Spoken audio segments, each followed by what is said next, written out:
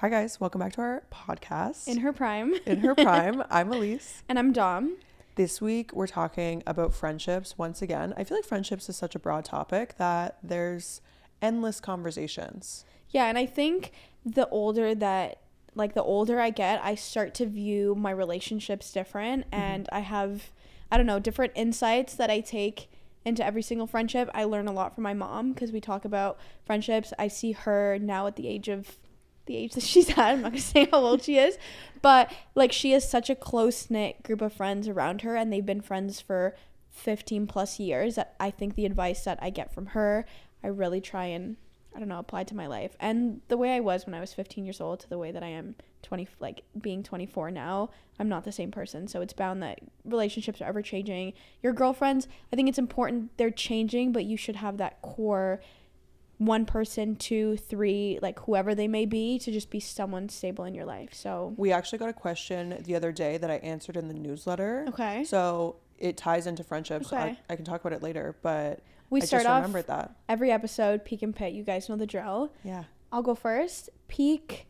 We had Allegra Filippetti and Julia Brads on the podcast, which was something that we started talking about when we were thinking about guests. I would say last year in October, we had our first guest, Katherine Johnson, and then we had Victoria, which was great. We were a little bit nervous, but I think now we've kind of gotten the swing of what's it like to bring on a guest. Honestly, like just I love the flow of it. Episode. Yeah. I think it's fun. I think it takes the weight off of our shoulders in terms of what we're talking about, because we do just try and make sure that every conversation that we have on the podcast is different from the one before, and we try and apply, things that are going on into our life, and we try and be a little bit more personal here on the podcast than we are, I guess, in our newsletter and just in like the events that we host. We have like an amazing roster of guests lined up. I feel like we've come to the point, and this is kind of crazy, that we've had people reach out to want to be on the podcast, and like big people, and even my agency that I do modeling with, they reached out to me, and I didn't even know that they know that I do a podcast and stuff, and they were like, one of our clients wants to be on. Yeah, it was crazy, but it's so hard to fit everyone in. We're trying to do 2 guest episodes a month and then 2 solo episodes, just to keep it like the flow of like not turning into just like a guest inspired podcast. But I honestly, I love guests. I was really nervous when we first brought Katherine on back in October, beginning of November, whenever it was. But I think it's only gotten better. And like we've learned the dynamic of bringing else someone on and like just letting them really take the spotlight and talk. And we're kind of just there. And even though editing like takes so long, editing the guest episodes is like fulfilling. Like I know, because we watch you, like Elise edits, and like you watch ourselves over and we have the same conversation, but when you bring a guest on, I don't know, you want it to be the best reel, and you want it to be the best clip, and you just want it to be super cool, and like it introduces us popped off. And it introduces us to like a whole different audience and community that we get the privilege of being a part of because of bringing on these guests. So it's been great. And like we've been doing the podcast for no, not that long. Like, okay, legitimately doing it since like October. So what I'm saying is legitimately a couple months, and then to be able to have these type of guests on is, I'm really happy. And we have like a list of other people that we want to bring on that will kind of add value to the conversations. Like I'd love to bring someone on talking about finances. I'd love to bring someone talking about a more serious topic that we are aiming to discuss, someone to talk on about body image and mental health. Like I think there's other things that we want to have on, but these are all just like fun, and they're great. Dream podcast guest, who is it? Dream, like Mel Robbins. Yeah, I honestly think if I could ever have a conversation with her, I would let her just talk. And she is like my For You page and everything I see on Instagram is consumed by her. I really want to read the Let Them Theory book, but like I think she is so insightful, and I think she deserves all of the recognition and all of the like theories that she comes up with, and how she views, like she would be great she'd be insane. To have. I can't think of anyone off the top of my head. It's like my dream podcast to go on. What? Diary of a CEO. I watch his YouTube podcasts constantly. Really? He has like the most interesting guests on. I was watching one the other day, and it was like an ex-CIA agent, and she was like talking about all of these like interesting stories, and he doesn't have like celebrities on. He does, but like that's not his focus. He has like very interesting people. Yeah, like people that specialize in like whatever field. Yeah. Or I was listening to one about like aerosols and candles and just like toxins and stuff. It's very interesting. Yeah, okay. So, okay, my peak. Your peak is I've been in the process of moving. Our dear lady is moving into a gorgeous apartment. Let's just start there. Mind you, I'm just moving next door. Yeah. It's the unit right beside mine. Yeah. But it is beautiful and very well deserved. Yeah, very excited. Yeah, no. But yeah, I've been like furniture shopping. I got a bed. It's like this wooden bed from CB2, and we're trying to make her Pinterest board come to life in a financial way. But also my mom did say, she was like, look, there are certain pieces that you are going to think that you're just going to like get and then get a new one down the road. And she's like, just know that I still have my bed and furniture set from when I was 20 years old. For sure. I think there's staples and you make the investment, and then other stuff can be extra, can be replaced. Yeah. Does it need to be as expensive and high end? But I think your fundamental stuff, like things that people are going to see when they come over and for them to enjoy and whatnot. Yeah. Okay. Your pit. My pit is, I didn't get to go to my sister's baby shower in Chicago. When was it? Maybe like a week ago.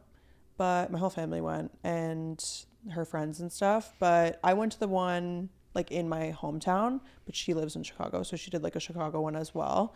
But yeah, I'm like super pumped for her to have this baby. I'm so excited. I like his room is so cute. Like, she you're like an wallpapered. Aunt. I'm an aunt, sort of. I'm like a fun aunt. But you are an aunt. Like that's like what that's your niece. But like we all kind of think of it, because I have two sisters, and like it's like a shared kid. Like we'll all just like take care of it, for sure. Yeah. And she like wallpapered his room really nice, like kind of that like dainty, because like, look, my family's full of girls. We don't know what to do with a boy. Like, why are you here? So his room is like slightly feminine, but like with a masculine touch. So his wallpaper, like a pop of blue. His wallpaper is like dainty blue and white, like kind of like those floral sheets that people get, but it's like animals. It's cute. Lovely. Yeah. Lovely. Super excited. What's your pet? My pit, I had an actually insane friendship fallout, and unexpected, and B, it was a type of friendship fallout that when I was, and like I'm truthfully explaining it to other people, like straight, like stating the facts, like this is what happened verbatim, this is how it unraveled. It took other people on the receiving end. Like when I explained it to you, it was like mind-boggling. You were like, "Wait, what? Like, explain that to me." It was like, just weird. She like, and then explaining it to my mom, she was like, "But like, I just don't understand. Like, how does that?" Me explaining it to my boyfriend, he was like, "What? That doesn't make sense."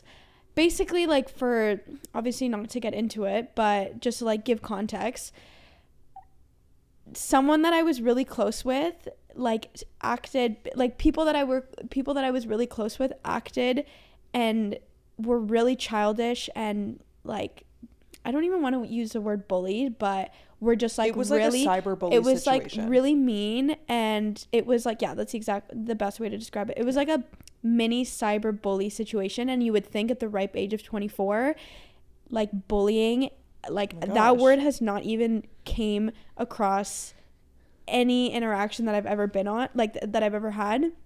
And anyways, it just like someone picked on someone, and it was like just really mean. Like at its core, it was just a really mean situation, and the only reason it came to light was basically because people got caught. And anyways, like it just unraveled, and it was really hard. But it was going on for like months. It was going on for a month and a half. Yeah. Like a month and a half of this going on. And yeah, like it didn't happen to me, but it happened to a close friend of mine, and I felt like I embraced her pain, and I embraced the situation because we were a friend group, and I just kept thinking to myself when everything was unraveling, but like, what if it happened to me? Like, what if they did this to me? So anyways, I think what was most frustrating about it is when everything was coming to light, like having to explain to someone why something is wrong, and they just don't get it, and they just didn't get it. To me, I think that was what was most frustrating, and what I would sit like with myself at night and be like the word beyond mad. Like I was angry because I was like, how the fuck do you not understand? Like, how are you battling me in this situation? I think friendships that end because of situations like this, where there is just clearly, obviously friendships end for many reasons, and it's never just one person. But if one person is 80% of the problem and they initiated whatever the situation was, and then there is like zero acknowledgement towards like how bad they hurt somebody, I think just like true colors really show. Oh my God, that's been the only thing that's been keeping me from being the better person and not losing my mind, because I'm like, this is just who you are. Like, I can't argue with something that is set in stone, and that is just how you view things, and that is the type of person you are.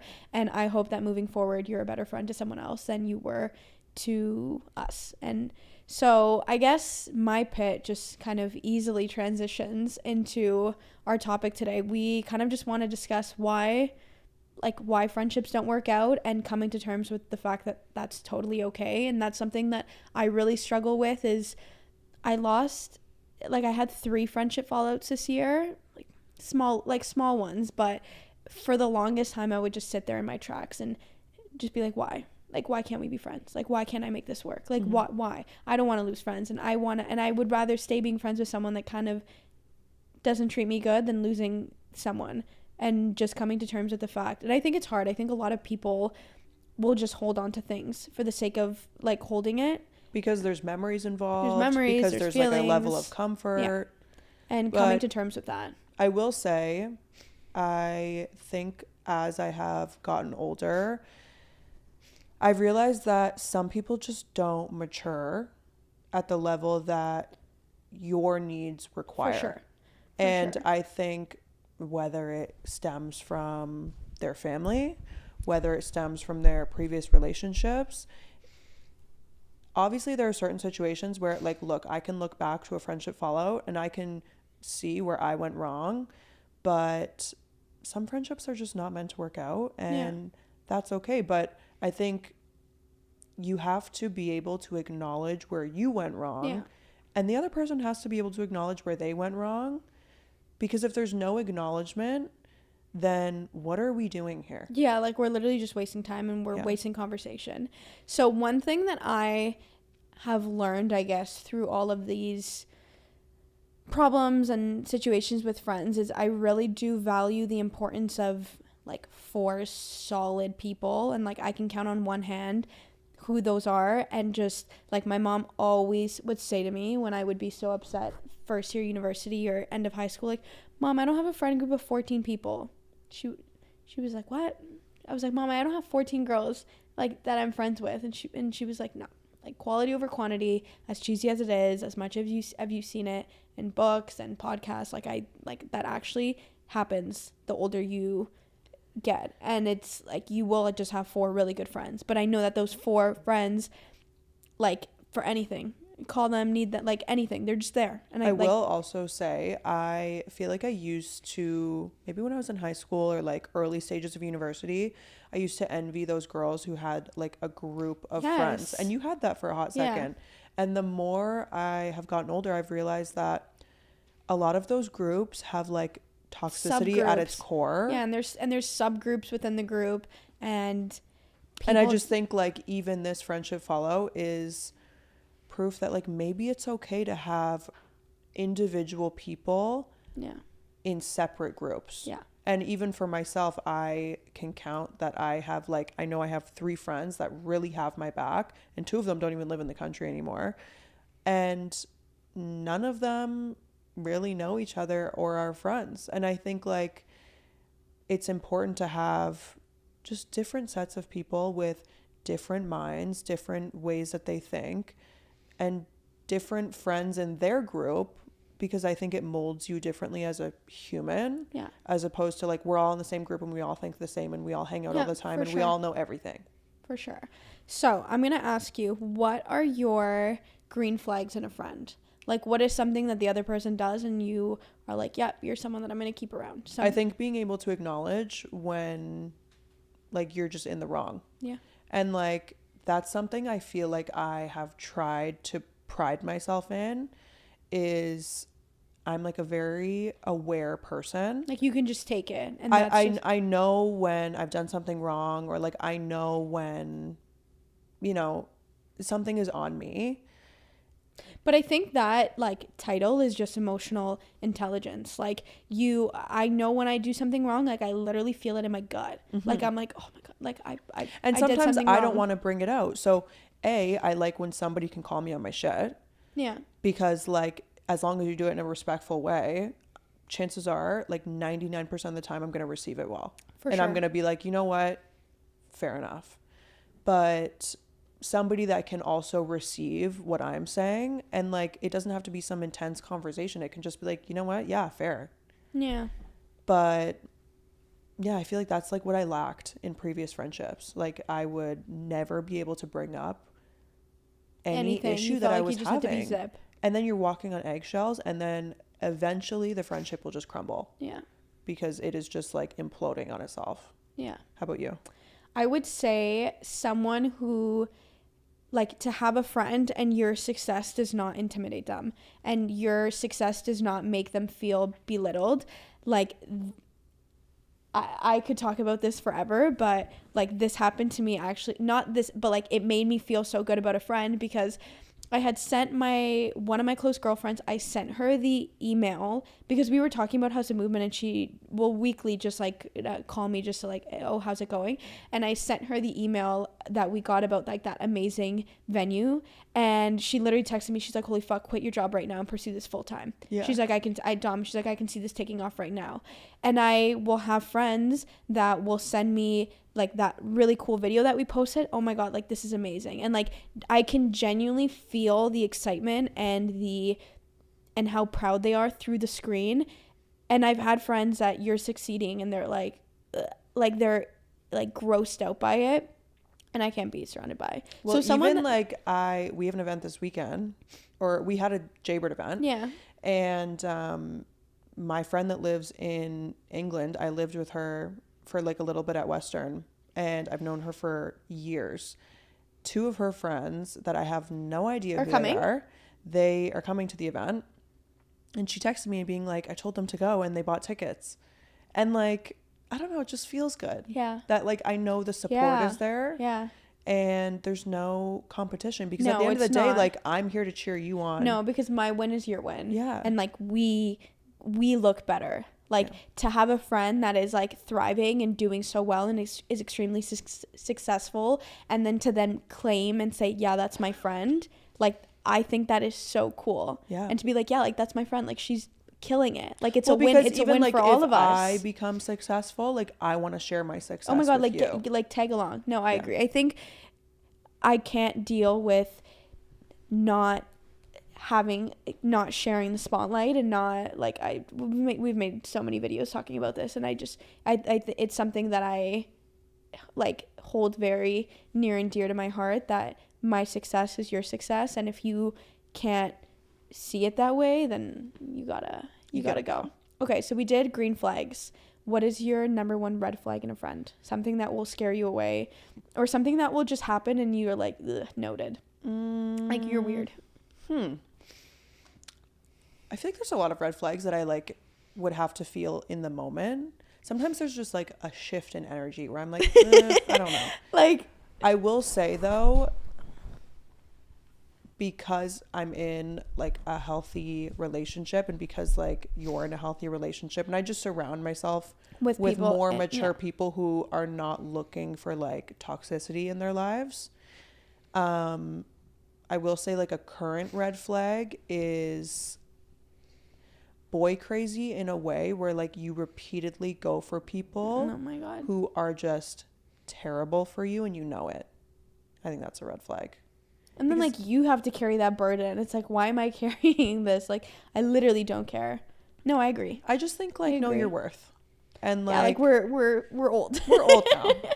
Like please, like, maybe no. in university, like, yeah. Look, I had my solid phase where I just went for people who, look, I can't even would rather look the other way. I can't even think about it because like I'm personally embarrassed what I went for. But I don't know, I just think like the more you mature, you realize that like, why are we going for people who are like so beneath? Yeah. Like, I don't know. Just, I don't, it feels like a red flag to me. Yeah. How about you? Something that I find extremely weird in friends, and okay, two things, and they're like very different. Manners when we're eating, like restaurant manners to me, and this is coming from, and this is a biased response, and like I'll take it on the chin. This is coming from someone that works in hospitality, so I pride myself when I go to restaurants to obviously not be that annoying table that's like, hey, I'm a server, and like goes above and beyond to say that she's also works in the industry. But when I serve and I'm serving tables and you have no etiquette and no social norms, and you just like, I feel like I'm talking to a wall. And then when I'm going out to eat with someone and you don't, like, you're not clean and you can't acknowledge the waiter, and when they ask, like my biggest pet peeve. What? When I served for, you know, that 1 week, this was my biggest pet peeve, is when you go to a table and you start talking, hey, how are you? And they don't acknowledge you at all, and they keep talking to each other. Story of my life. Literally happened to me yesterday when I served. I was like, hey guys, how are you? I'm Dom. I'm going to be taking care of you today. Can I get you started off with bottled or tap water?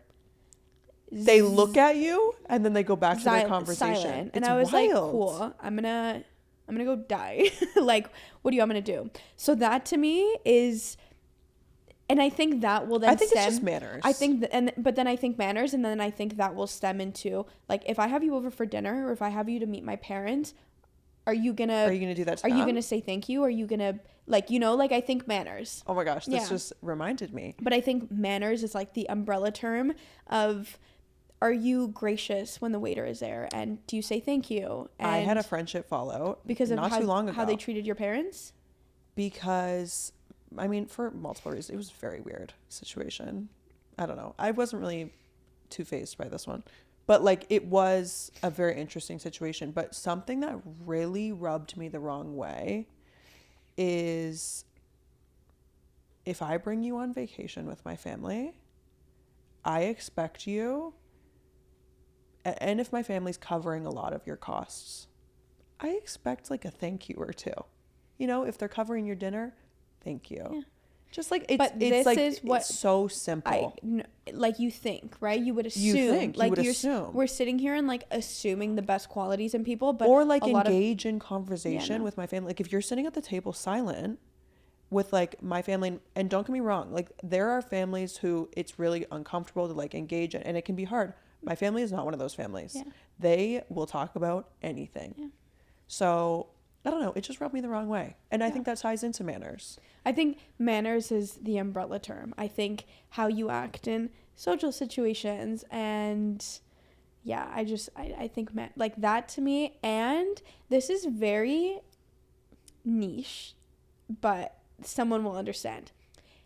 I had a friend who, when it was time to go out, and when it was time, okay, you know this story, when it's time to go out and to get ready, and like that moment in time, you decide to cause the biggest scene in mankind of, I'm not ready, and I don't look good, and I'm ugly, and like, we're not going.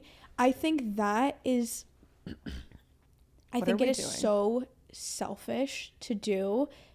It literally happened when I was away on a trip last year, and it's like, we have dinner reservations. First off, the other people that are now waiting for you are so excited to go, and now we need to sit here and watch you sulk. And like, I think it's just, it's not only so, sulk, like, though, but now make it all about fault. You. Now it's our fault that you're not ready and you don't know what to wear. Yeah. Like, did we not know that we were coming on a trip? Like, did we not know that we had this dinner reservation? I think that just all groups in, though, to immaturity. And I think you're just an insecure person. Like, I don't know. And, like, this is not me. This is not me categorizing, like, if Elise and I were to go for dinner and she has, like, a quick minute, like, outfit change. No, and she's like, I think it's, like, a pattern. Like, but if I know that someone who's listening has been friends with someone who continuously, time and time again on a night out, makes it just revolve around them. I think it's just selfish, because now we're late and now I'm in a cranky mood because I had to watch you change for the last 40 minutes. And like, I don't know, that to me, I don't know. I just rubs me the wrong way. And I just think like, if it's a pattern and if I've like brought it up and once again, like there's just no acknowledgement, like I just think it's not a you issue, and it comes down to that person having like maybe like internal things that they need to figure out. Yeah. So something that I wanted to talk about on the podcast that I've been seeing a lot is, haven't you noticed, at least I have with like the few good friendships that I have in my life, how everything is kind of worked itself out, like, for and sure. I'm gonna use our friendship as like the perfect example, and like here we are, almost 2.5 years later, but like we've talked about the story about how Elise and I have met, but it came as just like so random, and like it literally just worked out in itself. And I can think about that same thing with like all of my friends. Like one of my good friends, we were friends when we were in grade 9, and then we had a falling out because like the big group fell out, but then her and I reconnected, and like now we're like so close, and it's happened like that with all of my friends. And I think for the longest time I would try and like put so much pressure on like, where are my friends, and like why haven't I met them, and sometimes you really just got to let things, I think everything works out. And even with our friendship, like your friendship came to me in a time where I was actually dealing with like a hardcore friendship fallout, and not just like any friendship fallout, like a friendship fallout where I was having to consider something like a restraining order, like something that was very intense at that point in my life. And then I just popped in, I was like, hey, and you just popped in, and we had just a fun day, and we would talk occasionally. Yeah. And then I moved to Toronto, and once again, it was like an occasional hangout. And then one day we decided to make a TikTok, and we become closer than ever over this business. And now I consider you my best friend. Yeah. And same, I can say the same for my boyfriend. Yeah. My boyfriend came to me in a time where we were both figuring out our shit. We both went to school for science, and now we're both doing pretty much the same route of career. And I would say a lot of my confidence and career aspirations and everything came through him. Yeah. Because when you were least expecting it. When I was least expecting it. And even like I think about my friend that lives in the UK, and she was there for me in a time where I just like really needed to learn what like a ride or die friend is. Yeah. So I think it even transitions into finances, because I know that a struggle in your brain recently has been stressing about finances. And even though you make good money and you have like the luxury of living at home and having all these things, finances for a lot of people is like such a stressor. And I always say to you, it will just work itself out. Yeah. You can stress about 50 things in the day, but at the end of the day, stressing is really not doing anything. Yeah. And from personal experience, it just works itself out. Yeah. And you just got to ride the wave. And yes, it might not be happening for you right now, or, you know, that friendship might not be going the way you want it to right now. But in 6 months, maybe you'll look back and you'll be like, yeah, you know what? That was what I needed at that point in time. Yeah, I needed to be making less because I need to learn the value of work. Or I needed that friendship to go because I needed to learn that maybe I don't need, you know, insecure people around me, because it's not helping me grow. For sure. Something that I have been doing a little bit more, and I think it kind of ties into House of Movement and putting yourself out there. I used to be the type of person where like I would go out in public and I felt myself being extremely reserved from other people. Like I wouldn't put myself out there to be in an opportunity to get approached or to like talk to people. This sounds like me, not you. Well, okay, I'm describing Elise actually. No, but like I go to Pilates a lot, and it's like the same consistent girls that I see at the same classes that I go to every single week. And I've just like, I don't know why, but I try and like just say hi and make conversation.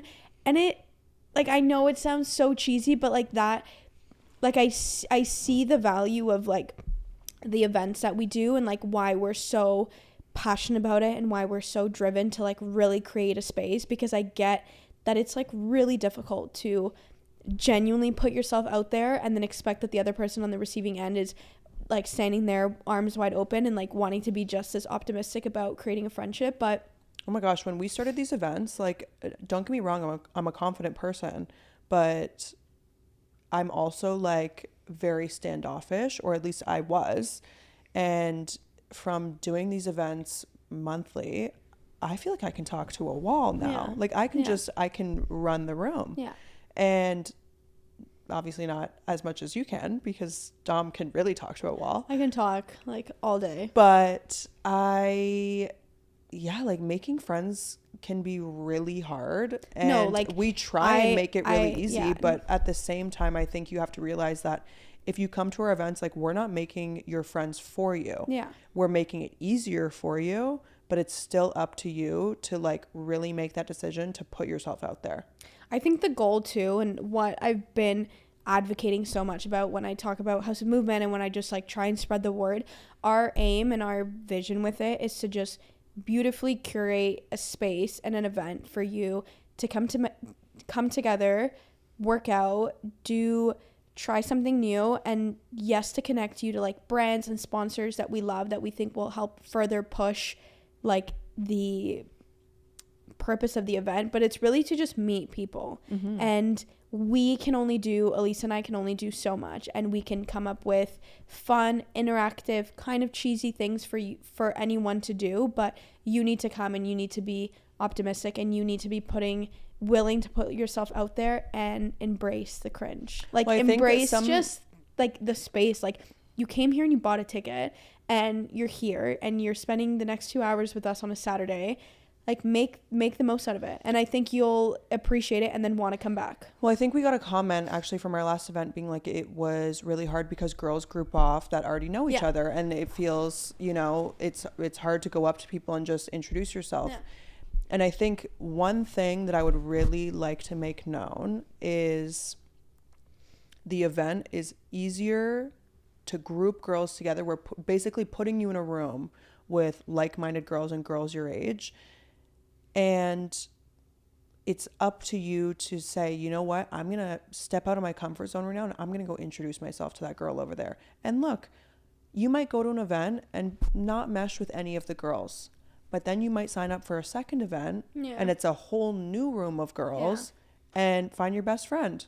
And that has fully happened with a lot of the girls that have come to our events. I follow a bunch of them, and they all hang out, and you guys are all getting dinner. Yeah. I think that's the point. And I think understanding that, like, even as silly as like when I go to my Pilates class and I try and put myself out there and just like to talk to people, and like it takes a lot. And coming from someone that likes to talk, and coming from someone that is okay putting themselves out there, and I can hold a conversation, and I try and be as charismatic as I can be and really try to engage with the other person, it takes a lot, and it takes a lot of courage to just do it. But it is extremely fulfilling to then sit there. Like, I've talked to like girls after Pilates for like 10-15 minutes, and then it's like, okay, bye, like I'll see you next week. And like, it's just nice. Like it's just a really, like, I don't know, it's just like a great thing that you can do. And it's hard, and I give props and acknowledgement to anyone that does that.